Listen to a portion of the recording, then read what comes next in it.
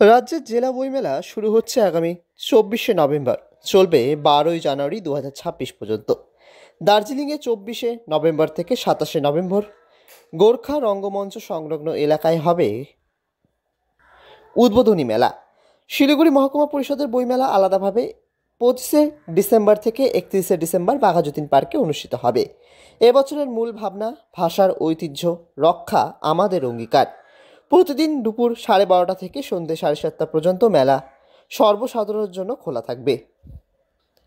State guest হাউসে সাংবাদিক বৈঠকে গণশিক্ষা সম্প্রসারণ ও গ্রন্থাগার পরিষেবা মন্ত্রী সিদ্দিকুল্লাহ চৌধুরী জানান, এবছর 29 দফা নতুন নির্দেশিকা জারি করা হয়েছে।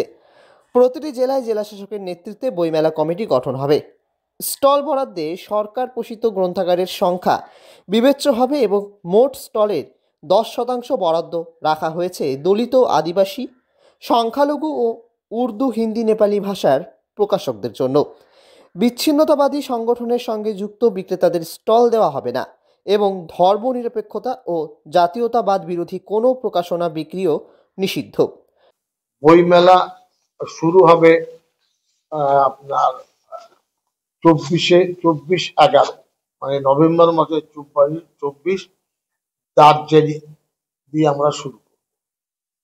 বইমেলা শেষ হবে জানুয়ারির 15 তারিখ। গ্রন্থাগারগুলিকে গ্রামীণ ক্ষেত্রে 18,000 টাকা, শহর মহকুমায় 25,000 টাকা এবং জেলা গ্রন্থাগারে ন্যূনতম 45,000 টাকার বই কেনা বাধ্যতামূলক। রেফারেন্স ও বৃত্তি সহায়ক বই কেনা ও একাধিক স্টল থেকে কেনা বাধ্যতামূলক করা হয়েছে।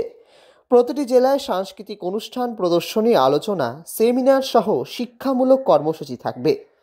গতবার দার্জিলিংয়ের ক্যাপিটাল হলে 40 জন প্রকাশকের উপস্থিতিতে প্রায় 70,000 বইপ্রেমী এসেছিলেন এবং বিক্রি হয়েছিল 10,70,000 টাকার বই। শিলিগুড়ির বাঘাযতীন পার্কে 45 জন প্রকাশকের অংশগ্রহণে প্রায় 50,000 বইপ্রেমী ভিড় করেছিলেন। সেখানে বিক্রির অঙ্ক ছিল 8 লক্ষ টাকা।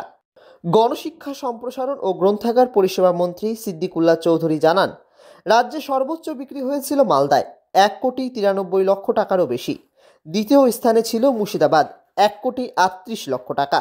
মোট 1,663 জন প্রকাশকের অংশগ্রহণে গতবার রাজ্য জুড়ে বইপ্রেমীর সংখ্যা ছিল প্রায় 21,50,000 এবং সামগ্রিক বিক্রি দাঁড়িয়েছিল 13,48,00,000 টাকা। এবছর লক্ষ্য রাখা হয়েছে 25 লক্ষ বইপ্রেমীর উপস্থিতি।